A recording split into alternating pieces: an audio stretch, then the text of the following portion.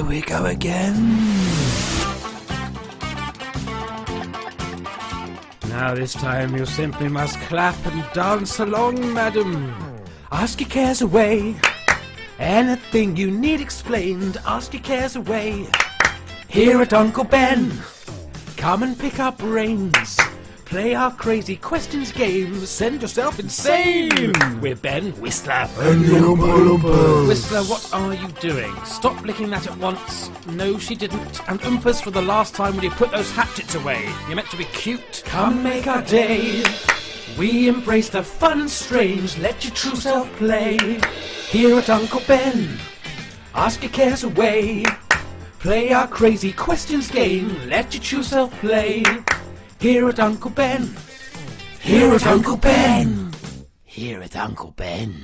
Marvellous, marvellous, and thrice marvellous, with perchance a mere soupçon of splendidness sprinkled on top, just before you pop it all in the oven. The gas mark 6. Welcome, welcome, welcome to Ask Uncle Ben.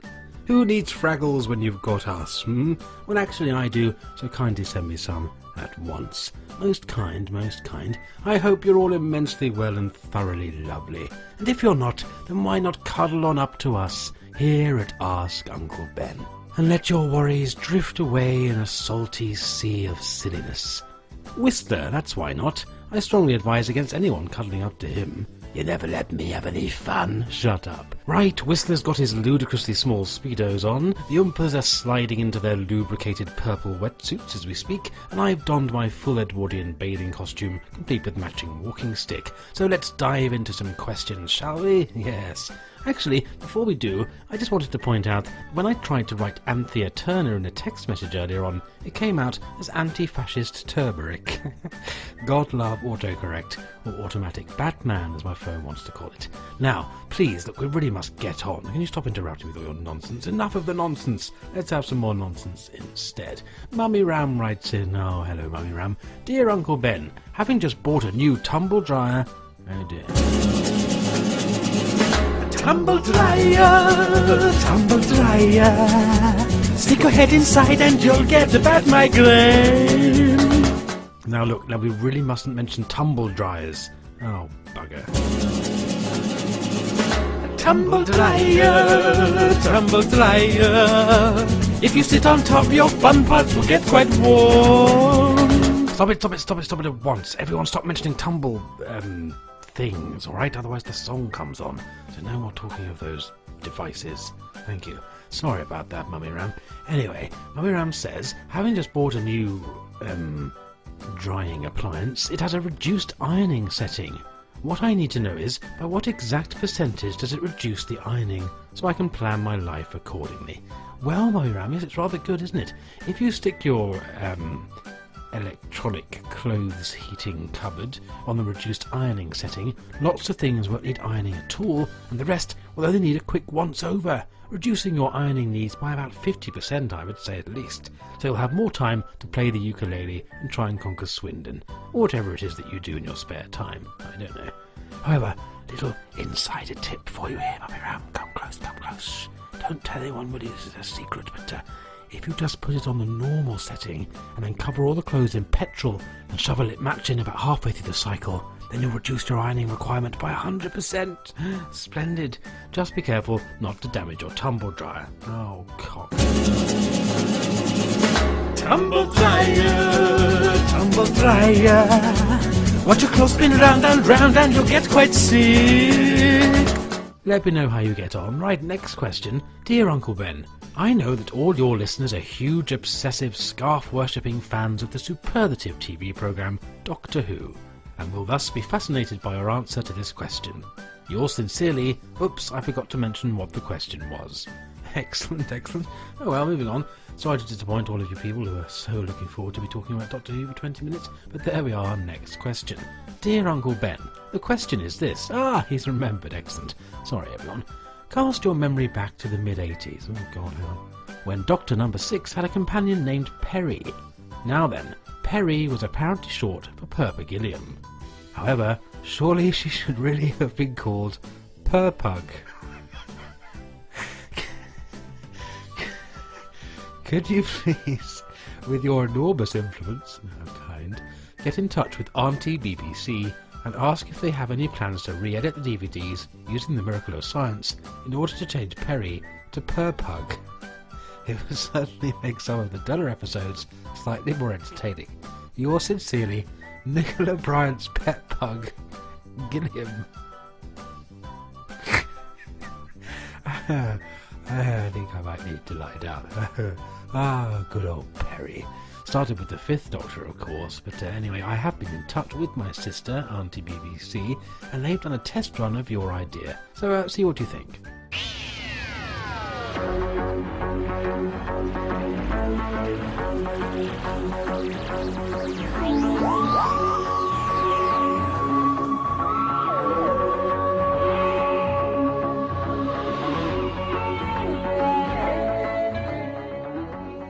Where are we going? Leicester 95. Where's that? You soon find out. It's a marvellous place for holiday, and you and I both need a rest. I would have taken you to the Eye of Orion, but the coordinates elude me at the moment. Purpug. Yes? How do you come by a name like that? It's the diminutive of my proper name, Purpugillium. Indeed. One morn, A Purpug. at the gate of Eden stood, disconsolate. Who wrote that? I haven't the faintest idea. Of course you don't. You don't even know what a... Purpug is, do you? Purpug. No. I'll tell you. A Purpug. Is a good and beautiful fairy in Persian mythology. The interesting thing is, before it became good, it was evil. And that's what you are. Thoroughly evil. Doctor, stop it! No, not even a fairy, an alien spy. Sent here to spy on me. Well, we all know the fate of alien spies.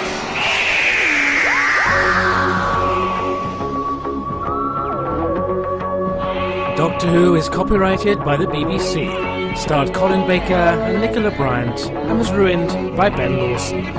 Well, it was actually ruined by John Nathan Turner. Bye-bye.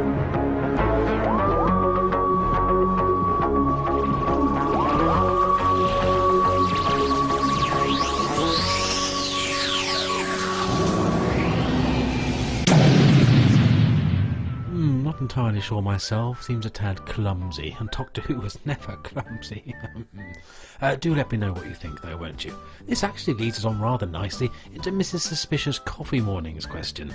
Dear Uncle Binge, the title sequences of many TV sci-fi shows feature the hero's spaceship zooming past lots of large, brightly coloured planets that are improbably close together. Brackets space, the clue is in the name, and also gravity and dat. Close brackets. This makes the universe look untidy, as though it is a giant abandoned game of snooker. Which planets would you put close together, and why? A very good question. Makes me think back to those heady days of sci-fi, you know, when sci-fi was real sci-fi. Modern stuff's very good and all that, but somehow not quite the same. You know, I feel a song coming on. Music, please, Whistler. Just remember when in sci-fi planets always looked like quarries, or sometimes, sorry, they were abandoned old gas works. There was the inside of a spaceship for a Star-Lord, made of cardboard, with a stupid captain's chair that always jerked. The costumes were obscene, looked like they were made from old ice cream. The lycra was so tight it hurt my eyes. And pray you were never put in a red shirt, 'cause red alert, yes, you were almost absolutely going to die. Whatever the warp factor, you'd find the same 25 actors, mostly English and with terrifying hair. All the very best did, but especially Brian Blessed, who did a lot of shouting everywhere. Bullets!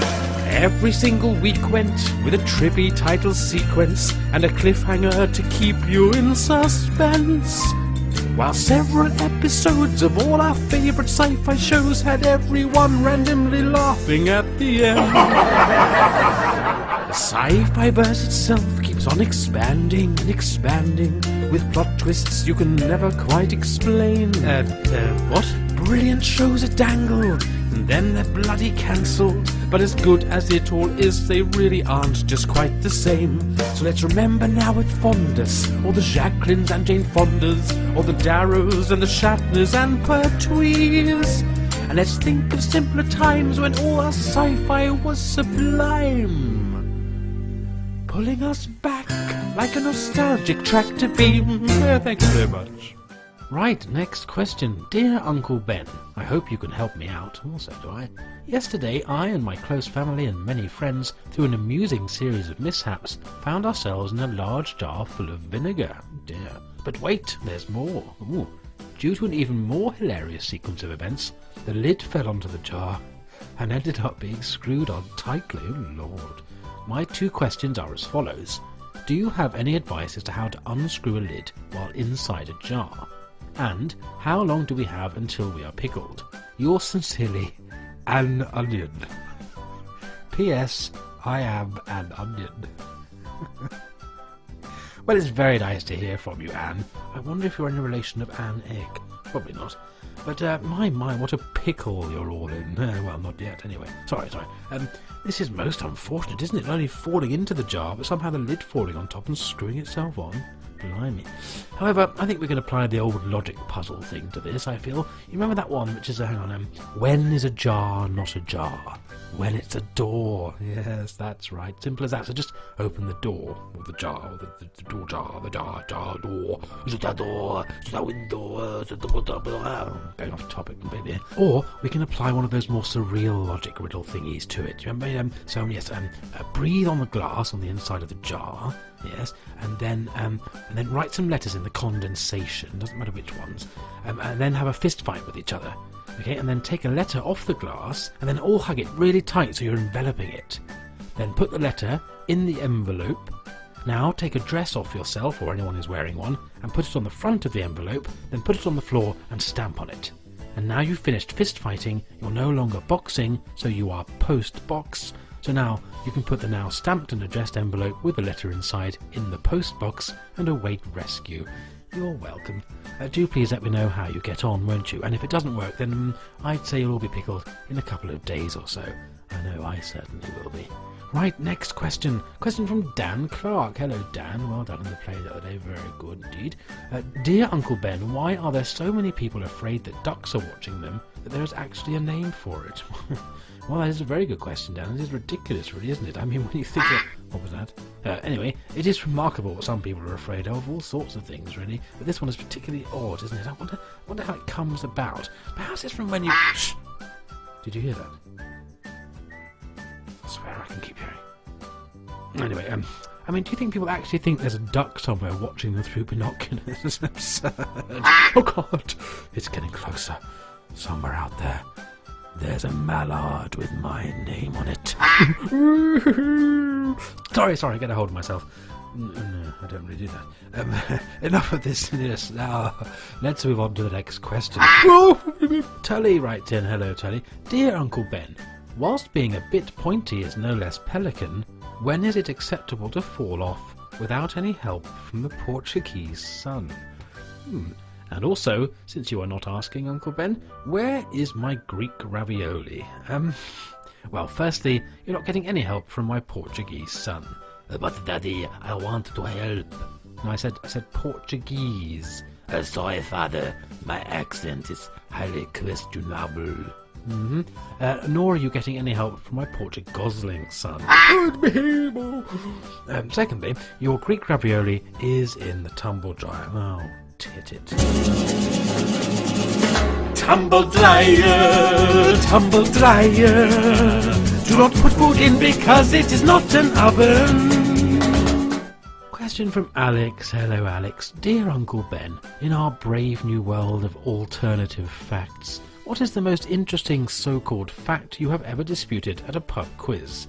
I'm asking for a White House press secretary who knows shite all about 80s movie directors. Well, they never do. Well, Alex, I do enjoy a good old pub quiz very muchly indeed. Yes, I do. I think I would say the fact I disputed the most was at one a few years back now, where I disputed that it was actually a pub quiz, because we were in a building society at the time, and also there was no quiz. but I still won it anyway with my knowledge of ridiculous sci-fi cliffhangers from the 1980s, so it was all good in the end. Maybe we should do an Ask Uncle Ben pub quiz sometime. Interesting. Next question. Dear Uncle Ben, how do the Tories sleep at night? Yours sincerely, Ugh. Well, because they are soulless, heartless, consciousnessless. Well, I can't say that, can I? Consciousness. Consciousnessless. That sounds ridiculous. Would it be consciousless? They have no conscious. No, they have no conscience. Conscience.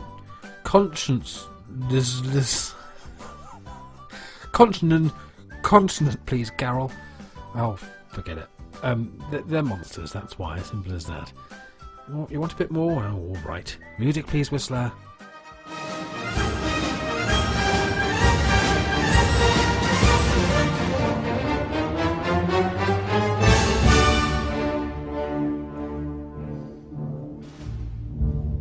Land of hope and glory, mother of the free. Not under the Tories, not for you and me. Just more wealth for the wealthy, more perks for the corrupt. It's golden days for the toff cliches, but you and me are fucked.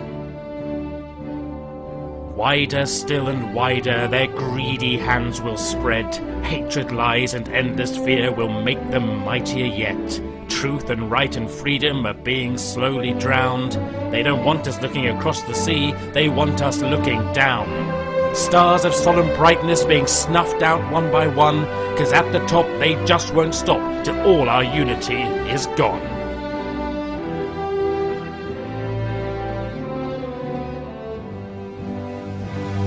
Divide us, scare us, their barefaced lies ensnare us, turning north against south and town against town. People blame the EU when really it's you, our own government, who's let us all down. Now our way is darkened, our loss becomes your gain. You'll repossess the NHS and profit from our pain. You'll prey on the divided, the weak, the scared, the lost. You'll line your slimy pockets no matter what the cost. Against your people's wishes you bomb and go to war, pretending that it's freedom that you are fighting for. But you fight to give us fear, you fight to keep control. You fight to bring more terror to feed your sickening souls. Is there really nothing sacred? Do you really not believe in anything other than funding each other in your sleazy and power-mad dream? Corrupt corporations, constant misinformation, keeping our eyes tight shut. You treat us like clowns, always dumbing us down, when it's about time we woke up. Throned against the billows, throned inviolate. You drop bombs on the suffering and fuel the haters' hate, creating more refugees while people down on their knees, people in need of our help. Then you turn them away, saying, please, not today, and think of nothing but your privileged selves. Your people are dejected, neglected, never been respected, affected and rejected by the privileged elected. You make us feel like we're worthless because you think that we're worth less than money and power and greed. But as long as you get what you silver spoons want, you don't care what we poor scumbags need. Oh yes, hark this mighty nation, built on slavery. Rule bloody Britannia, to your sick past you still cleave. Making Britain great again, England's pleasant pastures green. When will you people start to admit even you don't know what that means? Land of hope and glory, fortress of the free, land of hate and Tories and thoughtless tyranny. We don't need to man up, we just need to stand up. Stand up and shout our own decree. We will not be beaten by these posh twats from Eton. We will unite and be free. Hearts in hope uplifted, loyal lips that shout, strong in faith and freedom. Vote these bastards out!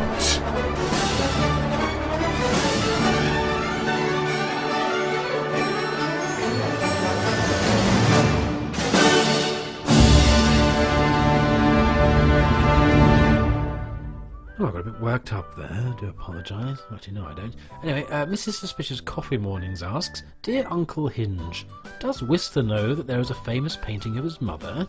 Also, is he back once again with the renegade master? Or has he settled for his own brand of the ill behaviour? Well, very good questions. Whistler, do you know anything about the painting of your mother? Mummy left me in the cellar, left me in the deep freeze. Oh Lord, covered in Marmite. Oh, even more, Lord. What's that? You ungrateful little waste of skin, you torrent of useless abuse, you psychotic pile of pathetic particles. Mummy? For those of you who can't see into my bedroom, which is hopefully all of you, or I'll be getting the restraining orders out again, especially for you, Mr. Mallard. What's happening is that a seemingly sentient portrait of Brister's mother has just burst through the door and is hurling abuse at her insane son. Oh well, it's better than Hollyoaks, isn't it? Nice frame, by the way, madam. Thank you. Mummy, you came back for me after all these years. I came back to clip you round the ear with a grand piano, you hopeless heap of horribleness. But Mummy... Shut up! You're back once again with your sabotage mother. Me, Paul Dowager, powerful and evil. Back once again with your dull old maid mother. Me, Paul Dowager, you're cowering and feeble with your real behaviour, with your real behaviour, with your real behaviour, with your real behaviour, with your real behaviour, with your real behaviour, with your real. Back once again with your old and great mother. Me, Paul Dowager, you sour and fetal. Back once again with your hot decayed mother. Me, Paul Dowager, devourer of the people with the ill behaviour. But Mummy, we can make up and have our special cuddles again. But Mummy, I love you, Mummy. I forgive you, Mummy. Look, my son, I brought our old friend Mr. Whippy with me. He wants to say hello. Oh, Mr. Whippy, the first time I thought you were taking me for ice cream. But I soon learned. Say hello, Mr. Whippy. No, Mummy, no! Right, I'm getting out of here. I suggest you all do the same, lovely listeners. This truly is absolutely terrifying. Oh, excellent. Now the ducks are here too. Brilliant. Right, I'm definitely leaving. Nice binoculars. Pleasure. Don't forget, everyone, if you ever need anything, just ask Uncle Ben. Now run away! Bye-bye!